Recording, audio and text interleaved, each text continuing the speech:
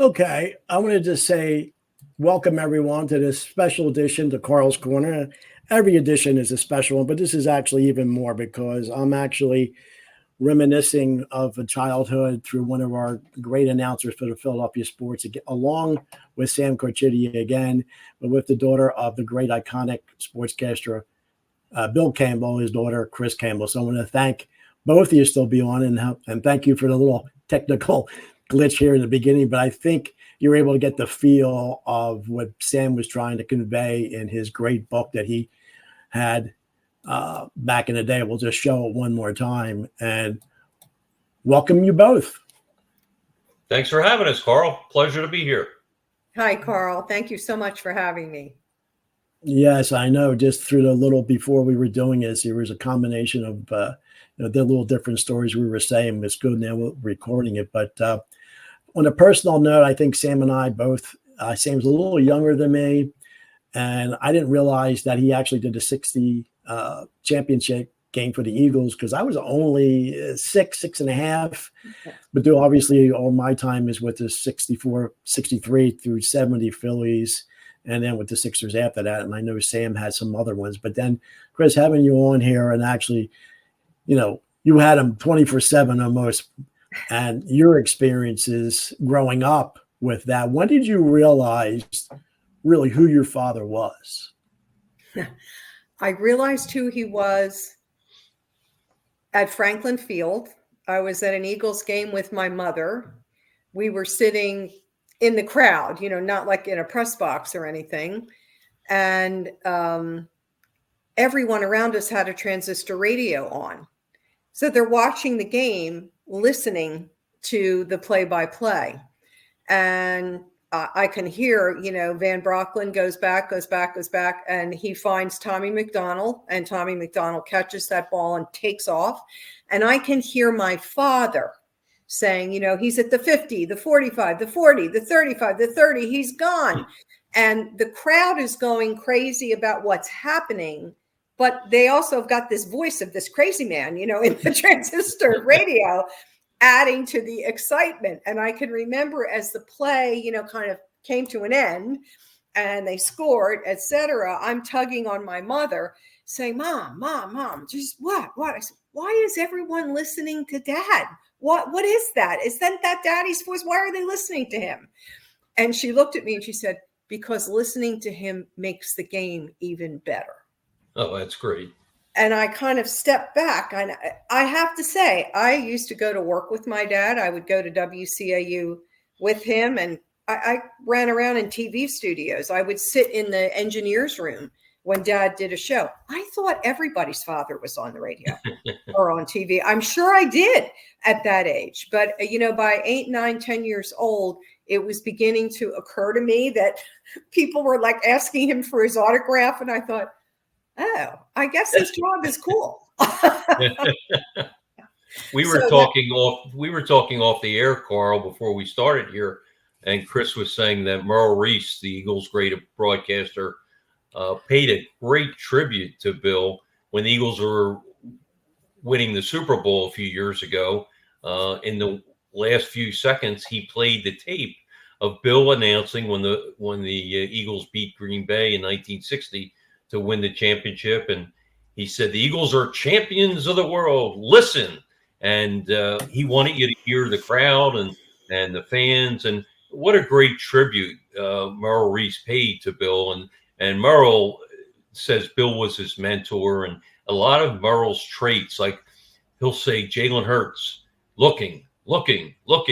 And to him, that gave him time to check out the field, to scope the field, to see what patterns the receivers are running. And that's what Bill Campbell was. Bill did that all the time. And there are many things. I've talked to Merle about this, and there are many things that Bill did that Merle unashamedly, copied. And they say that's the best form of flattery. And but what a great moment. Chris, you can elaborate more on that with Merle paying tribute to your dad, right after the Super Bowl win. Yeah, that was such a gentlemanly and classy thing for Merle to have done. we stay in touch with each other here and there. Merrill and I just exchange a couple of emails a year, just saying hello. And I had reached out to him, I think on Saturday of Super Bowl weekend, to wish him well, and just let him know we were cheering for him. And I just, said to him, for all the reasons we want to have a win tomorrow, you're the main reason to me, Merrill. You've been through it all, and you've waited as long as anybody for a win at the Super Bowl. And I know Dad's spirit will be with you, so best of luck. Perhaps that triggered him remembering the 1960 broadcast. I don't know. But that win was Merrill's game. It was Merrill's night. It was that team's win, not 1960s. And yet he had that sign off of Dad's teed up for himself just in case, I guess. And he used it after the post game as he finished his post game. And that was the last thing you heard as he signed off. And my son and I were driving home from a friend's house where we had watched the game together, and we both burst out in tears. We had to pull over and just compose ourselves, not only to hear Dad's voice again, but to be so touched that Merrill took that time to share that. I knew what he was doing. He was sharing it with the public, but he was saying something to us, to my family as well. And that was just a beautiful thing for him to do. What a classy man Merle is, no question about it. Sam, before you actually came on, I actually showed Chris a little video that I can play, and I could see she was getting a little touched up. So obviously we're talking about, let's just hear it in his own words a little bit. I'm going to play this little 51-second clip. Campbell. I had my first indication that night that something unusual was going to happen. In the chamber.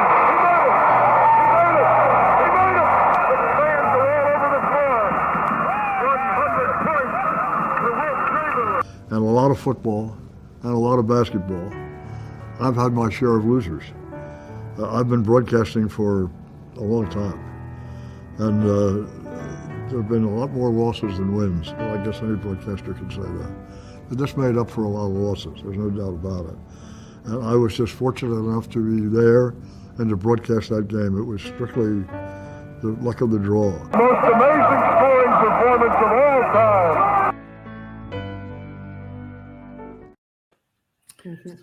So that's a nice little tribute to actually hear that iconic voice, because to have three sports, you were just talking about football, but I knew him related from baseball.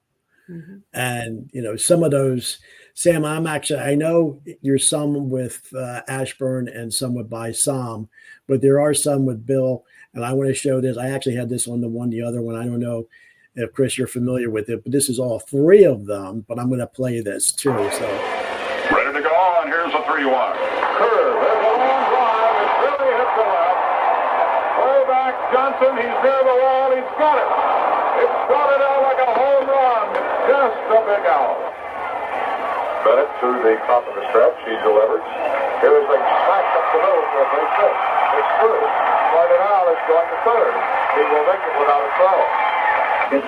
Ground ball hit right back at Marichal. The throw to second. They got Gallup with a rundown. There's the throw to Hart. He's tagged out. And the throw is to Taylor. Taylor gets back into first safely. There goes a ball loop to right center. That's a hit. Here comes Callison home. Covington's going to hit for the plate. Here's a throw. It's into second base. The ball game right on the line here. And for the moment, right between Bennett and Mays. Left-hander's up on the rubber now. Goes to the top of the stretch. Here's the pitch. It's over. Strike 3 call.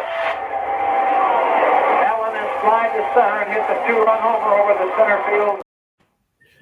Well, yeah, just to hear those three. What a great trio. In fact, I took this off my wall. This is a Valentine and baseball poster.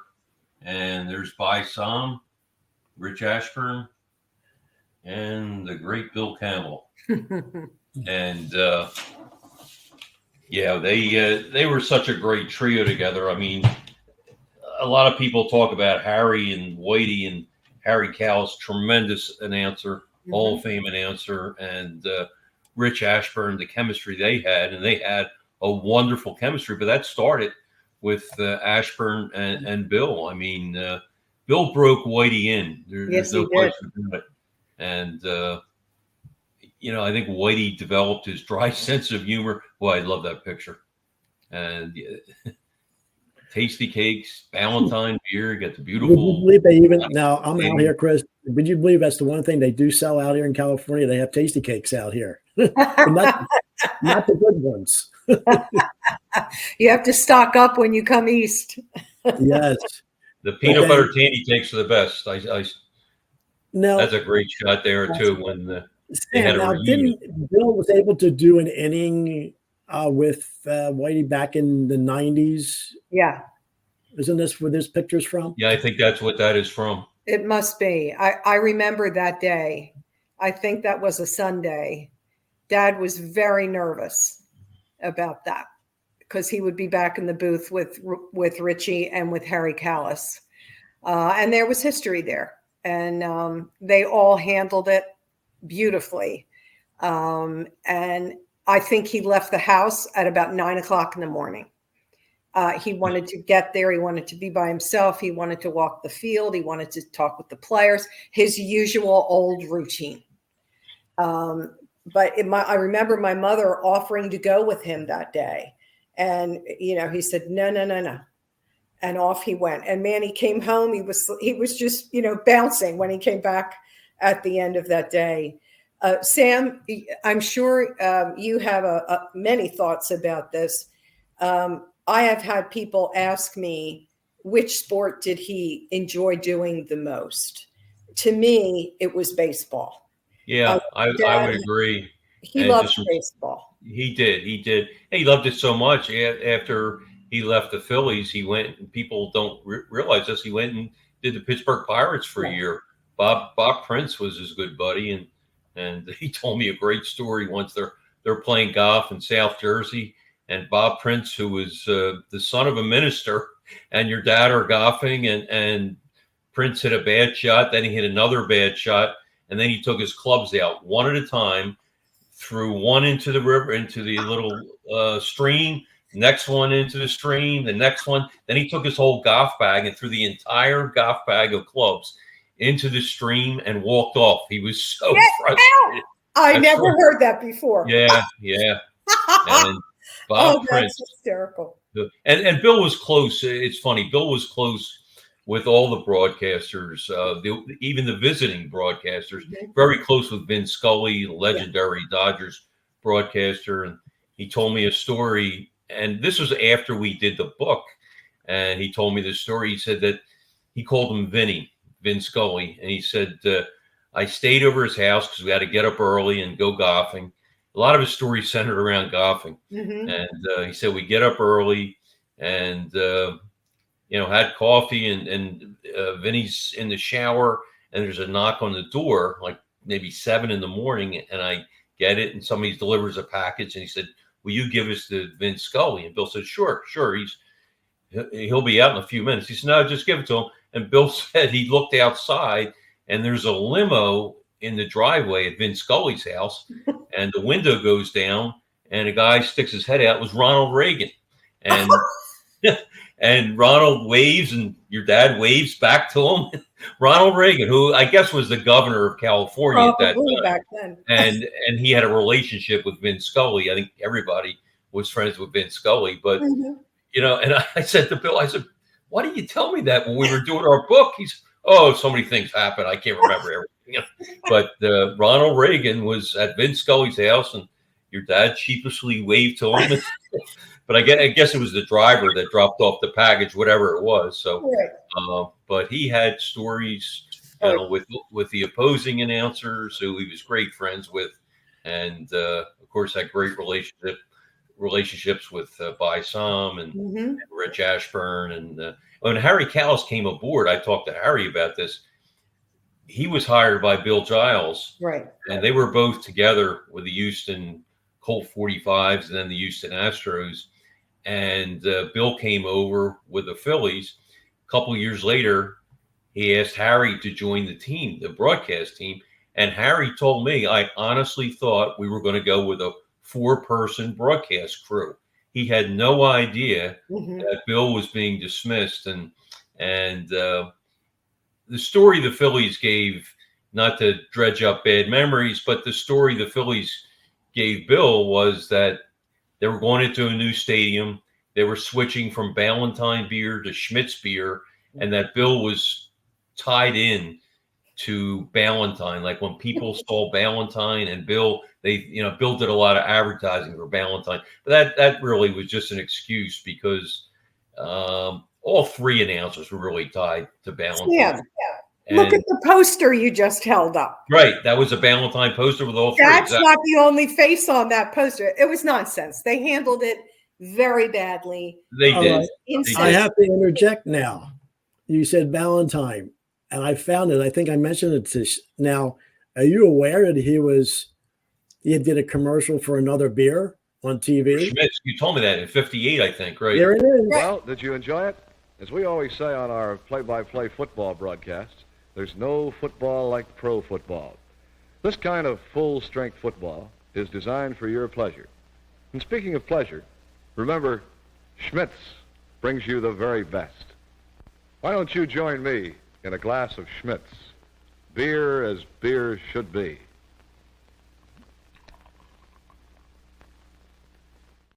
That's awesome. No, I had never seen before. that. That is great. And that proves my point that, when they said he was fired because he was too tied in to Ballantine, well, Schmitz was the new sponsor when they went to Vet Stadium, and they had used Bill. So that doesn't carry much weight. But to Bill's credit, he bounced right back and did the 76ers and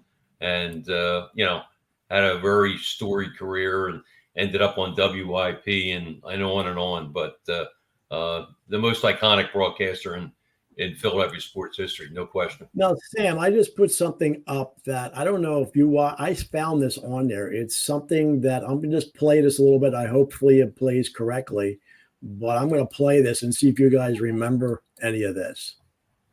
And who called the play-by-play on radio, the voice of the Philadelphia Eagles, Bill Campbell.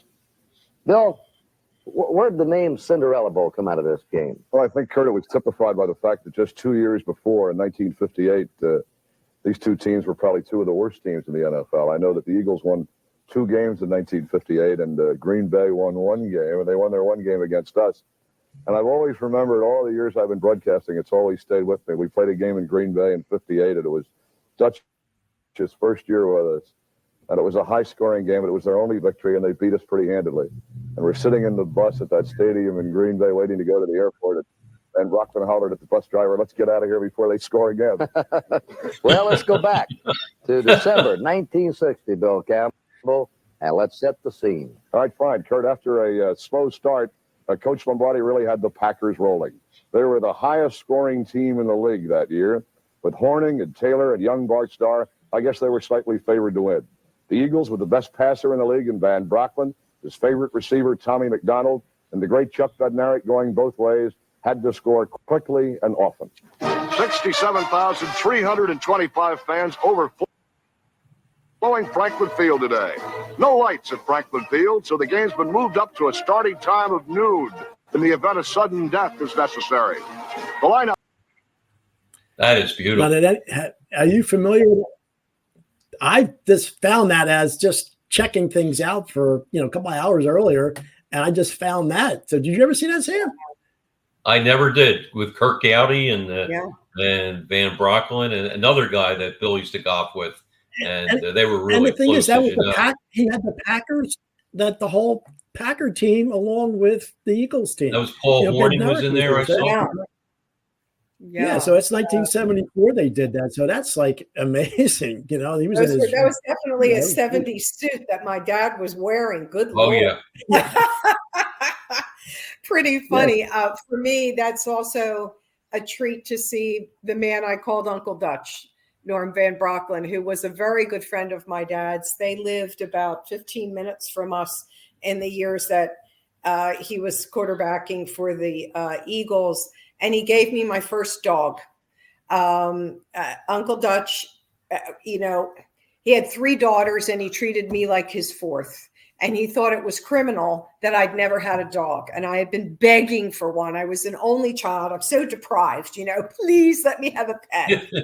And his Cocker Spaniel impregnated the beagle up the street in their neighborhood. And the neighbors were really upset. And they told the Van Brocklins, you're going to have to help us find homes for these puppies. And sure enough, he found homes for the puppy. The mother had 10 puppies, so they needed homes for all of them. And he didn't ask my parents. Apparently, he told them, one of these puppies is coming to your house. And my birthday's in July, and we were at the shore. We were in Stone Harbor for my birthday, but we came home. And that day when we got home, Dad said, I got to run over to Van Brocklin's. You want to ride with me? Well, I love to go to their house. They had 3 kids. It was, fun and games for me. So sure, I jumped in the car and we got there, and I got out of the car and was walking up the front step. And here came Uncle Dutch with this puppy in his arms. And, I kind of looked up at him and said, oh, where did you get the dog? And he said, well, that's a long story, but here. And he put her in my hands and he said, this is for you. Happy birthday. I thought that God had arrived on the front lawn of the Van Brocklin home. And that was my first pet. Chris, I have to say that obviously you have such insight now being the daughter. Now, let's go back from your young days, childhood days, and growing up, with your parents. And, because I did mention to you, I did go on your Facebook page and maybe pull a couple of pictures, but, from back in the day. So what was it like growing up in the Campbell household back in that day, and who your father was? It was very normal, very loving household. Look at those 2 people in that wedding picture. My father, I think Sam would agree, would be the first to say the best thing that ever happened to him was meeting my mother. He met her at WIP radio when he came back from the war, and they fell in love very quickly. This picture is in November, I think, of 1946. They started dating in September because she asked him out. I was very proud of her. And they married the following June of 1947. And she understood his work. She understood his business because she had worked in it. And she had complete confidence in his talent and in his abilities. And I think that gave him greater confidence. He came from a very challenging childhood, a very unstable situation. And my mom provided him with complete stability, a safe place, a predictable place. She was a wonderful homemaker. She was a fantastic mother. She was the perfect wife for him. And he was gone a lot. If you've got a dad that's doing baseball, he's gone about 8 months of the year. Now it's even longer. And even when he's home, he's at a ballpark. And then he'd had a couple of seasons where he overlapped and also did football. So Mom, as my father described her, was a very self-assured person. Very confident, very organized. It took a lot to get her rattled. And him, everything was rattled. He was emotional. She was steady. So I had the advantage of that. I had this larger than life figure in my father, whom I adored. And when he was home, it was special. And she really carved out time for us. And he loved being home. Because she really provided us, both Dad and me, with that loving surrounding. But she also then would turn around and, here you go, honey, go. I can see her saying goodbye to him, trip after trip, with a hug and a kiss. And she would say to him, God go with you, dear. And off he'd go. And he knew he could leave, and she would take care of me. If a pipe leaked or I got chicken pox or whatever it was, she told him after he got home. She wanted him to be out there doing his thing. And she was his toughest critic. She never missed a broadcast. And he really relied on her to tell him how things went, how something sounded, etc. So, as I say, at 8 years old, I heard people listening to him on the radio. And yes, that was a moment of aha, what he does is different. But when he was home, he was dad. And if he could be, he missed events, he missed birthdays, he missed some things. And that bothered him. And yet in fact, you may have seen the picture, Carl. I have a picture of my dad coming to my high school carol and ring ceremony. It was always the Sunday before Christmas, and the junior class got their school rings at that event. It was a big thing. And you always wanted one of your parents to put the ring on you and turn it. They would be the first to turn it.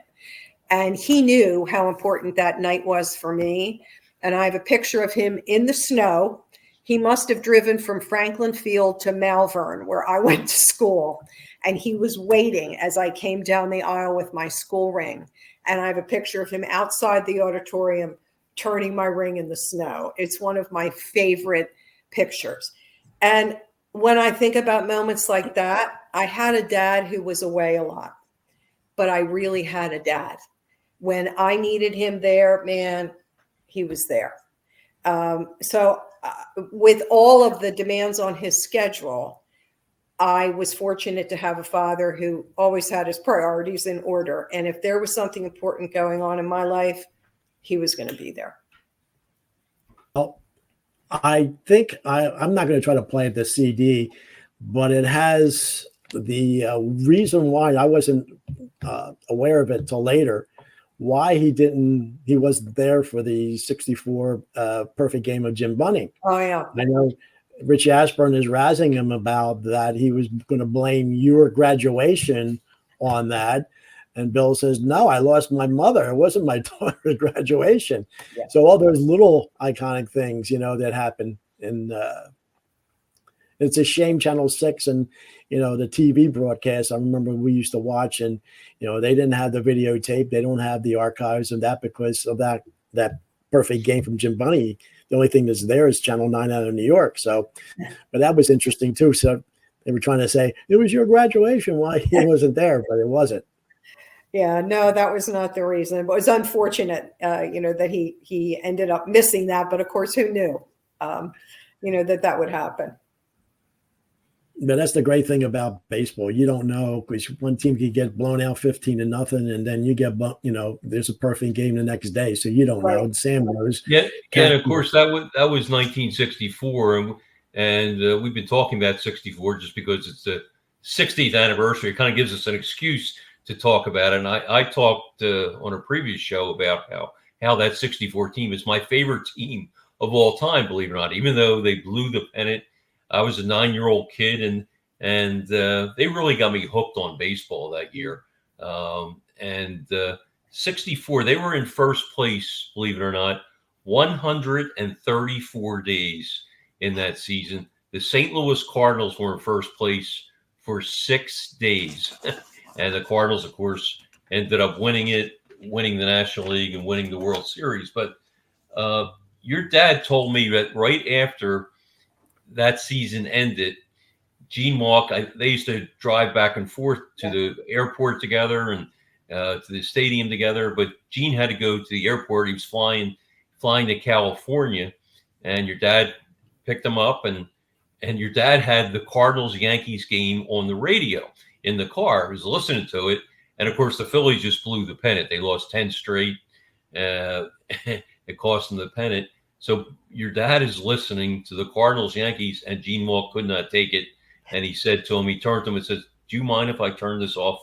Because he was just so fed up that it wasn't the Phillies in the World Series. But I'm just wondering, how did your dad take 64? I think I talked to you before about that, and I think he was pretty even keel at home. But what do you remember, if anything, about the 64 season in particular towards the end of the year? I remember, well, first of all, as it looked like they might be actually going to the pennant and could end up in the World Series, our telephone was ringing off the hook at home. We had an unlisted phone number. And people that my father hadn't seen since like grade school or high school are coming out of the woodwork. Oh, Bill, can you get me tickets? It was insane. We actually had to change our phone number to escape it all. And I know that, that excitement and then that terrible letdown. If you were involved or you were a fan of the Phillies, you certainly took it to heart. I mean, come on, we live in Philadelphia. We live and die with our teams if we're into that. I've got to say, listen, I lived through the 9 and 73 Sixer seasons with Dad, and that was torture for the players, the owner, and it certainly was torture for the broadcaster. And to go that far with a baseball team, which I think you'll agree, Sam, it was a cast of characters on that team. It was a very unique combination of players. They all had very distinct personalities, and they meshed.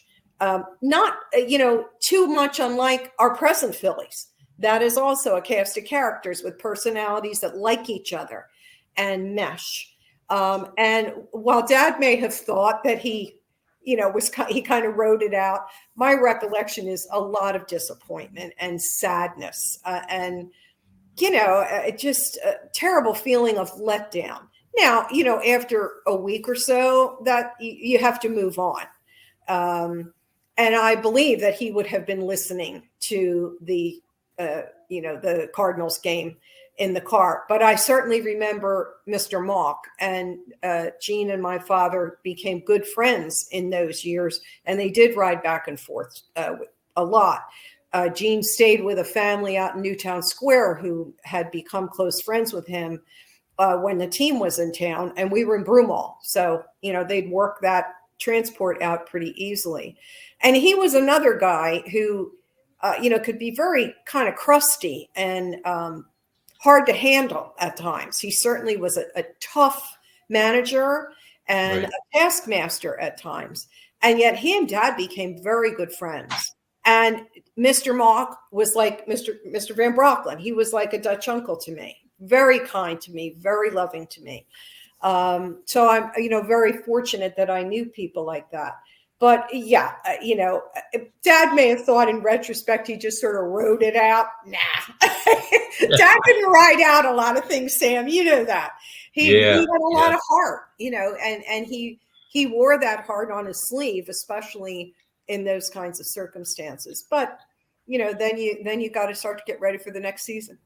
I was very fortunate in '64 because as I said, I was only a 9-year-old kid, but my neighbor in Haddon Heights, New Jersey, Jack Carchidi, happened to be the Phillies beat writer for the Camden Courier Post, and he would occasionally take me and his son, Tom, to Connie Mack Stadium, and we'd sit in the press box. I'm 9 years old sitting in the press box, and I get to see all these writers and they're giving them ice cream and free sodas. And as a 9-year-old kid, I'm shaking my head. You get paid to do this? Yeah. And get kind of planted a seed that I wanted to be. If I wasn't going to be a pro player, I want to be a writer. And did you sit in the press box? I'm just curious. Did you sit in the press box a lot at Connie Mack? I sure did. And I remember the ice cream sundaes. That was Mike up in the kitchen of the press box who'd make those big sundaes in the styrofoam cups. Yep. I remember them well. But Sam, you and I might have been there the same night. Probably were. Did you actually sit in the broadcast booth with your dad or in a different section? But only for minutes at a time. Okay. They were very serious in there. I sit and listen to like John Kruk and Tom McCarthy now, and the Fanatics coming in. And right. If Dad was there, Dad would not allow that. That was his office. And I think Byram took it very seriously too. Rich was probably a little more laid back about it. But as you recall, the writers had a long span of work area in the area of the broadcasting booth. And then where you and I might sit, if families came, et cetera, you were still in the press box area, but not in the booth.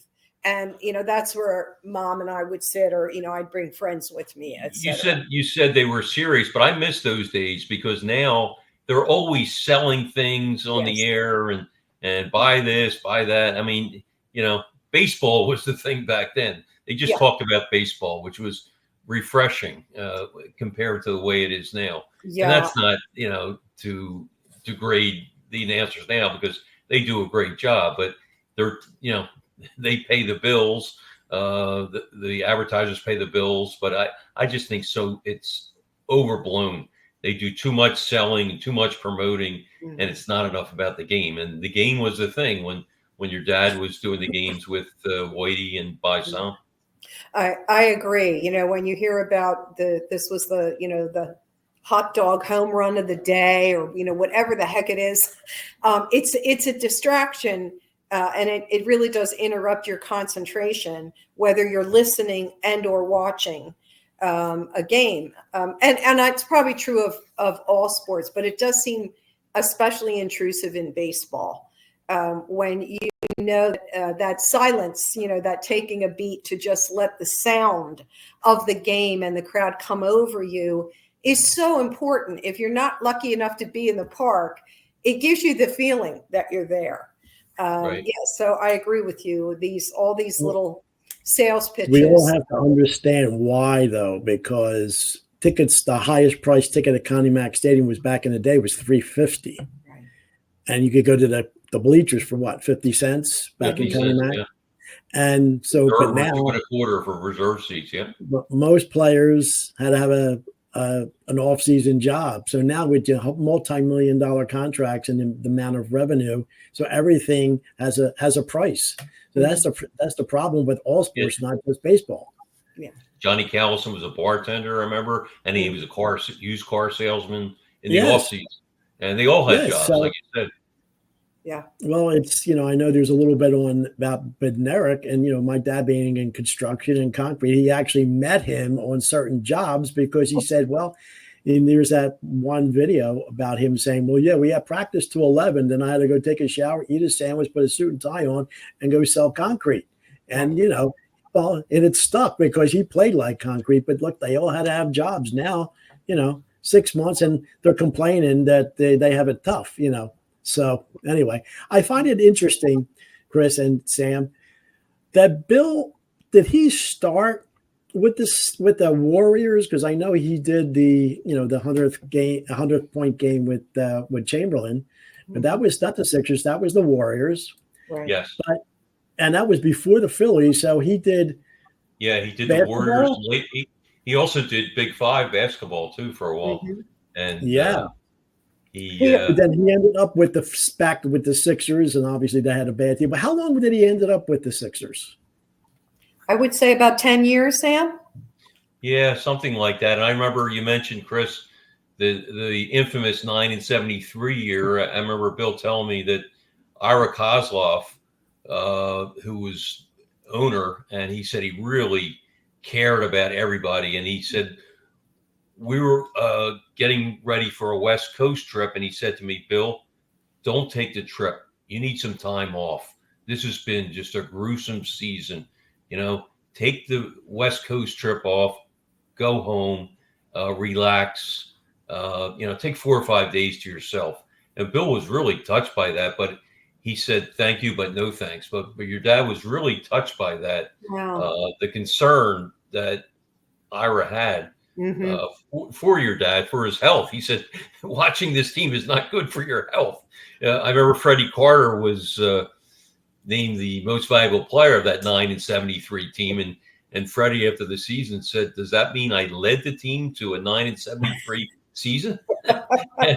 So there were a lot of good one-liners that year, but it was, I think your dad said that was more miserable than the 64 collapse, because at least 64, for almost 6 months, it was a joy. Exactly. To follow that team. Exactly. And there was a difference because you were a writer for the Enquirer covering baseball, but you wouldn't have one, a game and then another city the next night or whatever. You were at least in the city for a couple of days, possibly. So you didn't have that constant travel, correct?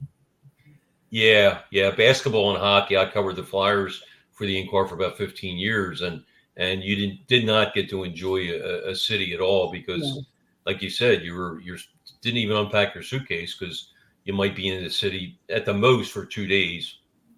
Yeah. Usually you were one day, in Edmonton. The next day you were in Calgary, and basketball was the same way. So, but baseball, you're right. Yeah. Baseball was a longer road trip, so you got to enjoy each city. Right. Right. Remember back in the day, Sam, you told me that one time about trying to go. I don't know if it was going to the airport in Edmonton or Calgary, then you hit some ice and like, whoa, what the heck? What am I doing here? Oh yeah. Those two cities were tough, and Winnipeg too. If I had $1 for every plane delay I've had, I'd probably be rich right now because, you just had plane delay after plane delay, and praying you make it to the next city in time for the game the next night, but there was a lot of good things too with traveling. You got to see even Calgary and city like Banff, which is beautiful near Calgary, and I just like seeing cities, and even a city like Cleveland, or that doesn't get a lot of good publicity. I covered some Cleveland Indian games, and I just enjoy seeing different cities. So I don't want to paint a negative picture, because I did enjoy even a city like Winnipeg, which you would think is near North Dakota and in the middle of nowhere, but great people, friendly people, and you learn about the city. And the architecture there is so far behind. It was almost comical, like flat roofs, and it looked like the 1960s by the way the houses were built. Well, I do have to thank you, Sam. Find out about cities, and that's kind of cool. I'm sure your dad felt the same way because he traveled a lot more than I did. Yeah, I think the travel ultimately takes its toll, on anyone who's doing that. I think that the 9-73 season was probably the start of my dad's battle with Crohn's disease. The pace of professional sports, however you're involved in it, and Sam, you were in it for a very long time, it physically takes its toll on you. I know with basketball, he told me that a couple of times he would do a game, go back to the hotel, get something to eat, fall asleep, and he would wake up the next morning and he'd have to call downstairs to ask what city he was in. He was so tired, but so mentally and physically tired that he, you really lose your perspective. And I think when that starts to happen, then you got to look and ask yourself, how much longer, can I continue to do this? Did he really enjoy his stint at WIP? Because I thought he was great at that. He was a call-in talk show host, and I thought he was tremendous. He was, unlike a lot of people that like to scream on the radio, your dad was just patient with the callers, and he just, it was like you were having a conversation back and forth instead of him trying to show how much knowledge he had. He wasn't like that at all. He really respected the callers. I thought he was tremendous on WIP. I'm just curious if he ever talked to you about that, if it was a change of pace for him. It was a definite change of pace for him. I think at that point in his life and in his career, he had to come off the road. He could not physically do it anymore. It was destroying him. And I think to be able to prepare, he was a great reader, as you know, Sam. He read, 3 or 4 newspapers a day, and he didn't just read sports. He was always up on politics. He was up on news. He loved history, and he brought a lot of that to those shows so that wherever the conversation might go, he'd have something to contribute. And I think it was challenging for him. You always had, the wacko caller here and there, the nasty caller. But as you say, I think that he tended to kind of level them out and treat them well. And I think he always believed that if you treat people well yourself, they're going to treat you well in return. And I would say for the most part, that held true for him. I also loved those later years when he would do those commentaries for KYW. KYW, yep. Yeah. And when he died, Ray Didinger came to Dad's viewing. And he said to me, your dad was not just a good sportscaster. He was a really good writer.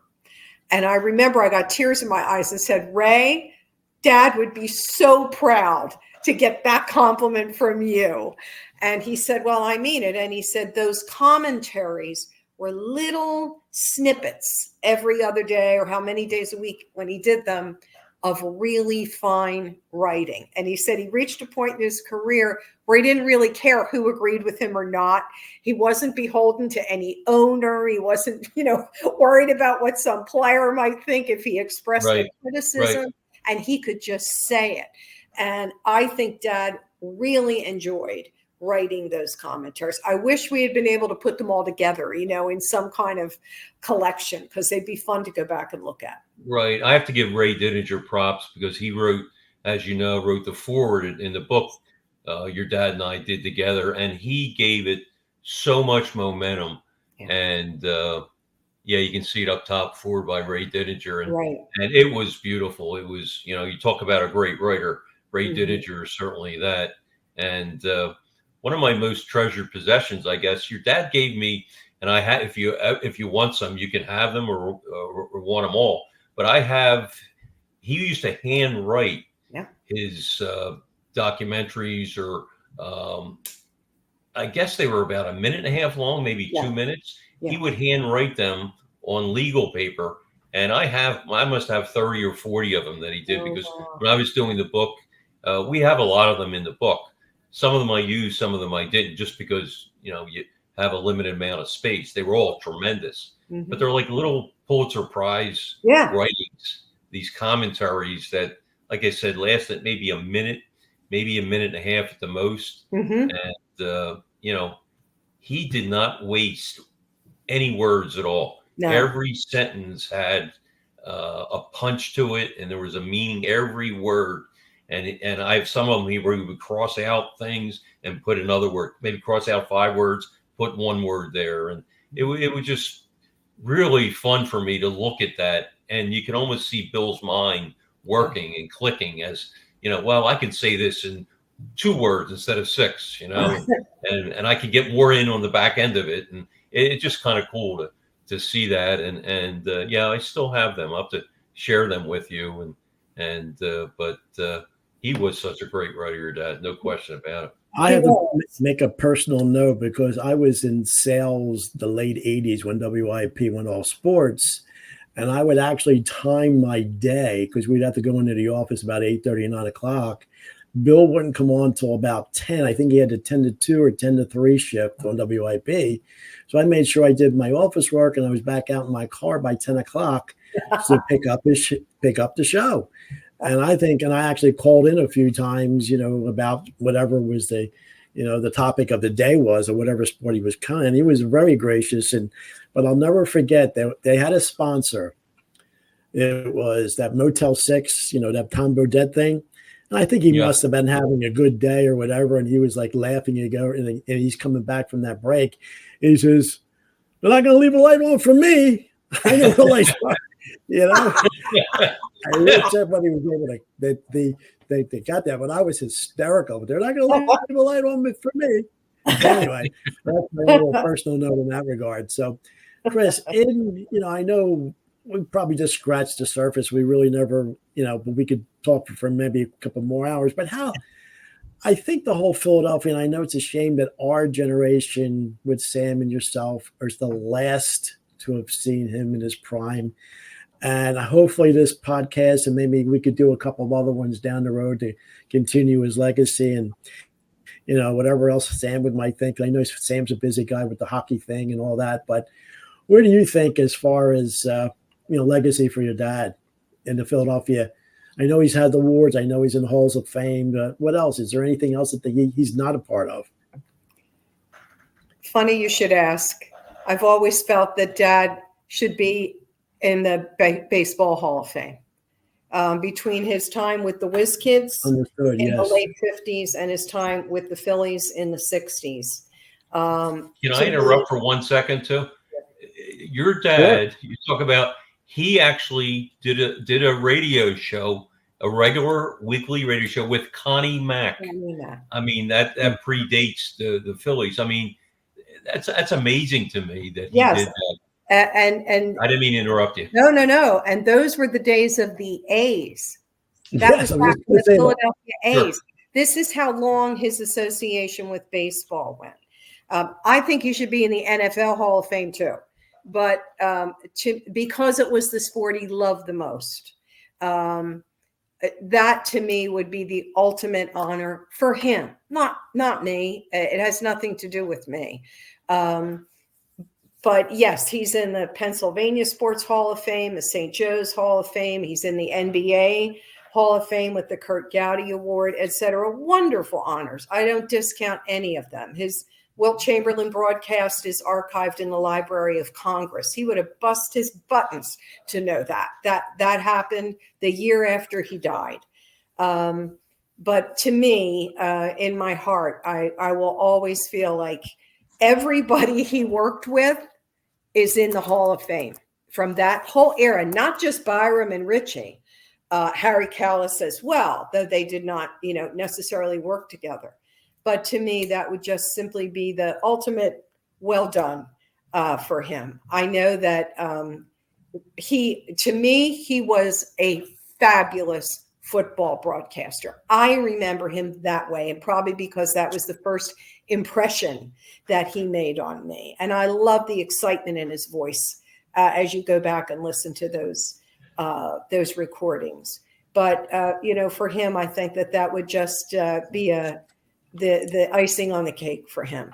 And yet, I've got to tell you, Carl, I'm clearly very proud of my dad, and I'm so grateful for the chance to just share who he was and what he did so well and what kind of a person he was and how much he meant to me and to my family. So very grateful for the chance to talk with you and with Sam, who became like a son to him in those years as they wrote together and really got to know each other. Dad loved you dearly, Sam, and I know why. And I loved him too. He was, we would meet a couple times a week, sometimes more, and he would come to my house or I would go to his house in Haddonfield, and it was the favorite part of my week. And he was such a special person. And there's nobody even close. I mean, when you talk about the best broadcasters in Philadelphia sports history, he's number one. And the book is called Bill Campbell, The Voice of Philadelphia Sports. Originally, I wanted the book to be called Bill Campbell. I don't even know if you know this, Chris, but Bill Campbell, The Voice of Philadelphia. And your dad vetoed that. He said, no. John Facenda is the voice of Philadelphia. And, that's what went through my head when you said it. No, John Facenda was the voice of God. He had respect for other people. I mean, Bill was so caring and he was very aware of other people and didn't want to hurt anybody's feelings. So we changed it. We added the word sports. But to me, he's the voice of Philadelphia for, he touched parts of 9 decades. Now, if he worked in 1929, that 1 year counts, or 1939, but he touched parts of 9 decades and just amazing. He is the voice of Philadelphia to me. And that's no offense to, John Facenda or Larry Kane or, whomever. It's just such a tribute to Bill and his longevity. And he was just as good at the end as he was in the beginning. And I can't praise him enough. And his humility and how humble he was just makes it even so much greater to me. He was an icon, but he liked being an everyday person. I think most people thought of him as an uncle. You felt like even though people that didn't meet him, they felt like they knew him. Yes. What a great trait to have. I've talked to so many people who have not met him or never met him, and just felt like they had a personal relationship with him because he wasn't uppity. He was and he talked with people. He didn't talk above people. And what a great quality to have. Yeah, Johnny Carson quote when he retired that he thanked his audience for allowing him to come into their home, and Bill did the same. He came into everyone's home in the Philadelphia area through radio and through television through all those years. And then obviously, we're the age group that grew up with our Beatles and all that. And, but Bill was not our rock star, but our other star in sports, because it was music and it was sports back then. And I have to have one little side note. And I mentioned it that Daily News Live, Barkan had on back in the day, all the prominent announcers. And I think Michael Barkan asked Bill, he never did hockey. And I know Sam, we know Gene Hart is the iconic Flyer announcer, and he just looked at Gene. And he says, "I can never do what Gene does. It is so fast a sport. I couldn't enunciate it fast enough the way he does." And he gave kudos to Gene. And I wish I could find that. So it's interesting that, Chris, did he ever talk about maybe I should try to do hockey or whatever? But I know, it's a little off the subject, but I think it'd be interesting just to ask. He didn't so much want to do hockey. That was very true. He felt that it was too fast, that he could not keep up with it and call a hockey game the way he would want to. But Gene Hart invited Dad to come on the air with him and just work with him for even a quarter. And I thought that was incredibly gracious of Gene. And I think Gene was aware that Dad had done the other three, and Gene never wanted to do the other three. He was hockey. But Dad said no. I think he felt that if he couldn't do it really, really well, he didn't want to do it. And maybe he didn't think about this, but let's face it, Gene Hart was the voice of hockey in that era. And I think Dad was probably respectful of that as well. And your dad was the voice of baseball that made us understand the rules of baseball, how it was played, and all of that. Where Gene educated the Philadelphia market on hockey. True. Right. Bill, along with made us, understand what baseball was. I think you agree. Bill did do some commentaries on a lot of commentaries on hockey and the Flyers. It wasn't like he ignored them when he was with KYW. So he was very well versed on hockey, but like you said, he thought it was maybe a little too fast. But he did not forget the Flyers. He did a lot of commentaries on Ed Snyder and many of the Flyers. Yeah, Sam, having season tickets for the Flyers, I'd always love before you could go down and watch practice, but I would always love to look into the press box, because the press box was right there, almost like at ice level.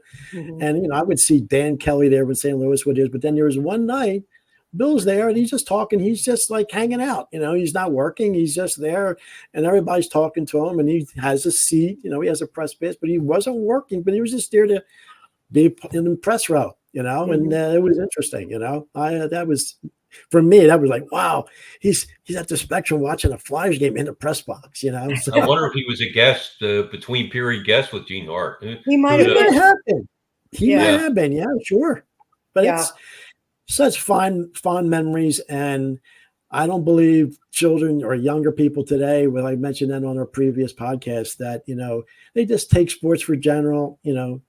Watch the game, they can watch it anytime. But us listening to the radio, and Sam, you said the last time that you'd be doing yard work and listen to the game on the radio, and that was an art in itself. Where now everything is just podcasts and anytime and any replays, and I'm glad we grew up when we did.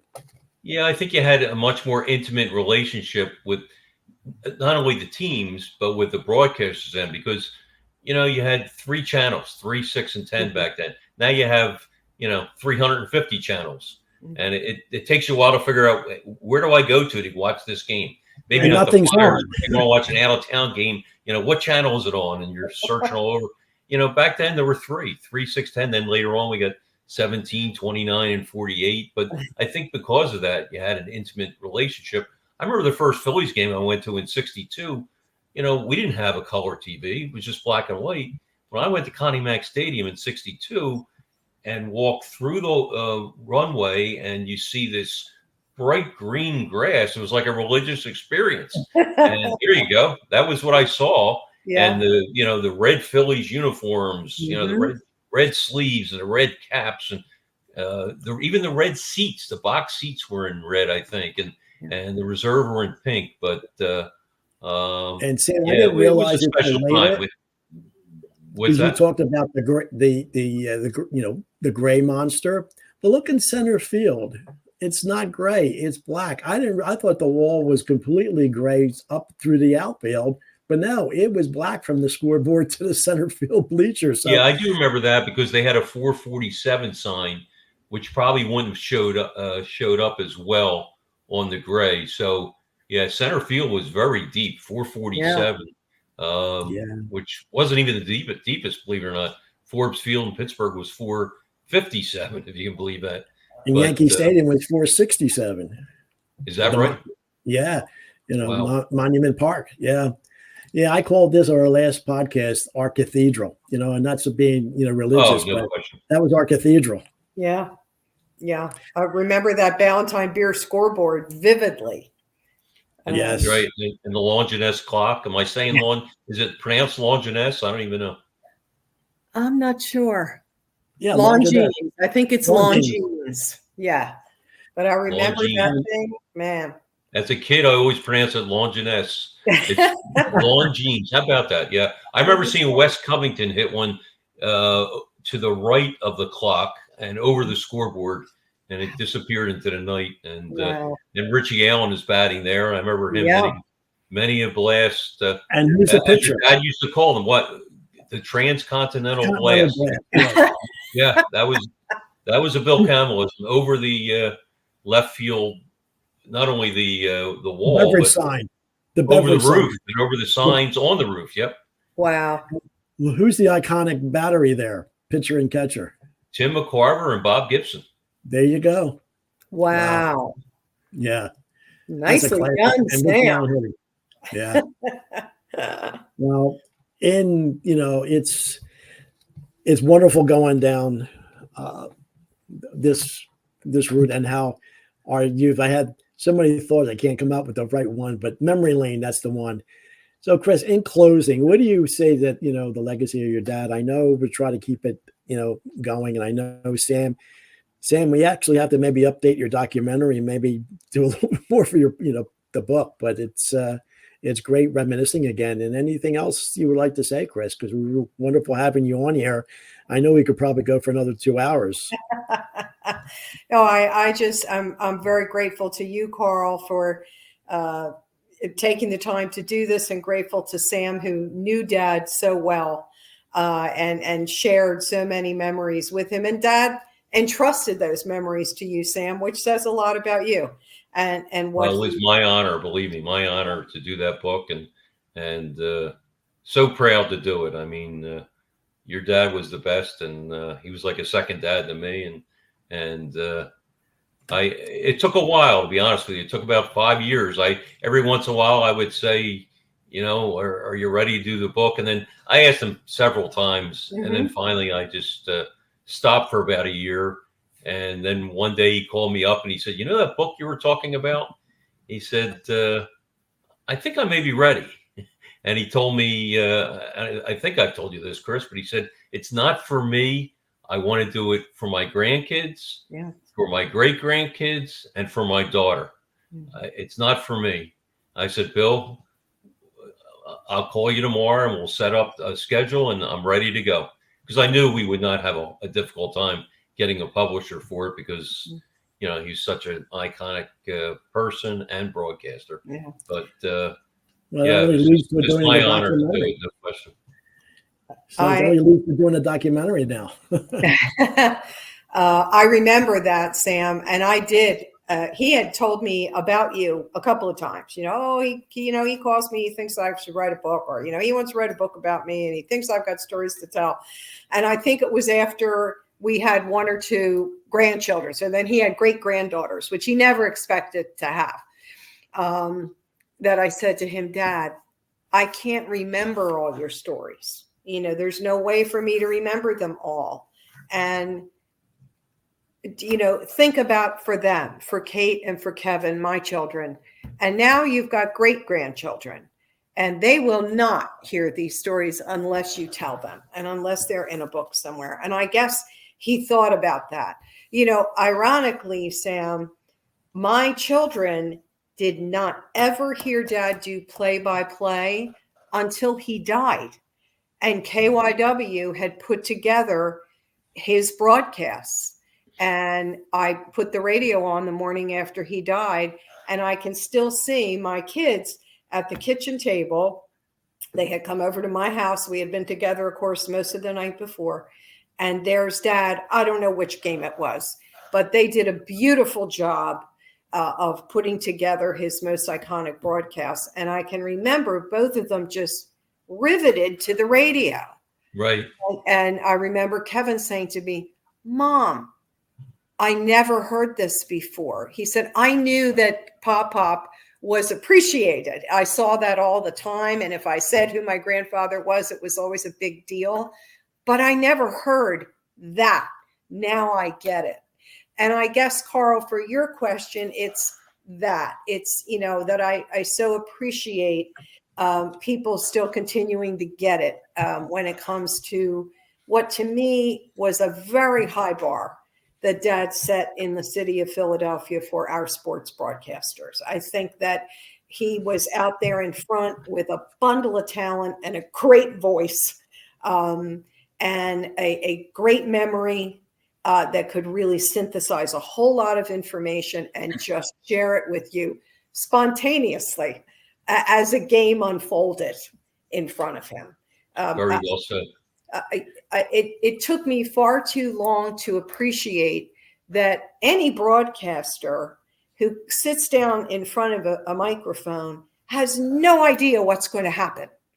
They can only bring everything they know about the players, the managers, the planning, the prep, that all of that they've been present for, or they've read about, or they've absorbed before they've sat down in front of that microphone, and hope that it all comes together as the game unfolds. And the stress of that and the challenge of that and the excitement of that, man, when you get it right, it's no wonder people remember. And Dad was human. He had plenty of shortcomings and flaws like the rest of us, but he was really good at this. And I'm so grateful to have the chance to just remember that and share that with anyone who might come across this and watch or listen. Well, if anything that we may not have covered today, you're always welcome to come back on. This is not a one and done. That's the great thing about this, because, I'm going to post this on my YouTube page and Facebook page and maybe some other professional sports pages out there. And hopefully it might have some legs that we can have in, addition to. And I can't thank you enough, Sam, because if anything, your background. Let me ask you, now, is the book still it's still available, or what's the situation? You can get it on Amazon. I'm not sure, to be honest, if it's still in bookstores, because it was, 18 years ago now. But I know you can get it on Amazon. That's probably the best way to get it if people are interested. And probably the best thing, or one of the best things, is that there's a CD with the book, and it has all Bill's great calls. I mean, Richie Allen home run, the end of Wilt Chamberlain's 100-point game, the Eagles' 60 championship, some of his commentaries on KYW, and on and on. There's probably a couple dozen. And Bill Roswell, who's now retired from KYW, did a tremendous job as the producer to produce that CD. And I can't thank him enough. And Bill did a great job of putting that together. And you can it's relive on YouTube. I was using some of that, hopefully the glitch wasn't there, but I was using that. So that's really on YouTube right now, that people can actually listen to that. And it is fantastic listening to all of that. And it's, you go back into your youth and need to relive all that again. So it's amazing. So any other follow-up? Is there anything we may not have covered there, Chris or Sam? No, I think we covered it, and happy to come back in the future if there's any interest. But as I said, I'm thankful to Chris for bugging her dad to get the book done. I think you put a bug in his ear, and it was all my pleasure to do it, and I knew Bill before casually, but we really got close when we worked together, and it was just so great to do the book together and to feel a small part of his life. So thank you, Chris. Thank you, Sam. You helped write Dad's legacy, and I'm very, very grateful to you. And I know he was grateful and proud to have worked with you. And Chris, if you ever want to do anything and, you say, hey, I didn't say this, or I want to say that, you have my contacts now. Just let me know. We could pop on within a day or two with schedules.